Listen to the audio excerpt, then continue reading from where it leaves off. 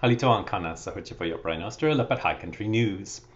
Defenders of Wildlife, Greenpeace USA, the Sunrise Movement, the Center for Biological Diversity, the National Audubon Society, what do they all have in common?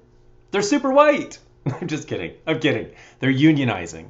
They are super white, though. Green groups don't have the best track records when it comes to diversity, equity, and inclusion, and that's part of what worker unions are trying to fix as they pressure green organizations into walking the talk. Jessica Kutz spoke with change-making workers who realize that the exploitation of natural resources is just as bad as the exploitation of human resources. Read all about it!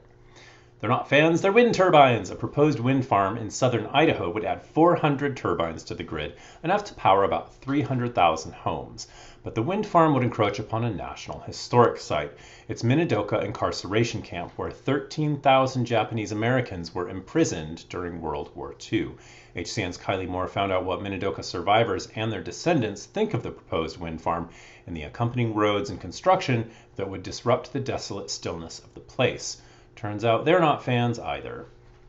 In California's San Joaquin Valley, canals of surface water flow past marginalized communities to supply big agricultural operations. Not much of that water goes to these small communities nearby, most of whom rely on groundwater instead. But the groundwater's been overpumped by big ag, so the ground sank. Whoops! And when the ground sank, the canals buckled, and now the surface water won't flow properly. Who's going to pay the hundreds of millions of dollars to fix the canals? Agribusiness allies say taxpayers should, claiming it'll help those low-income communities who don't actually get canal water. Something about that sales pitch just didn't add up, so Theo Whitcomb went digging for answers. Prescribed burns, they're all the rage now, but until recently, they were outlawed. Jessica Douglas is a member of the Confederated Tribes of Siletz Indians. She participated in a prescribed burn on 8 acres of her ancestral homelands near Eugene, Oregon.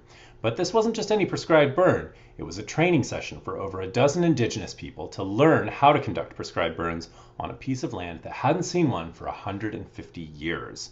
Douglas reports back with a new essay about the joy, as well as the frustration and bitterness of reclaiming her relationship with fire. You can read all this and much more this week at hcn.org. I'm Brian Oaster, and now you know the West. Chipis la chiki.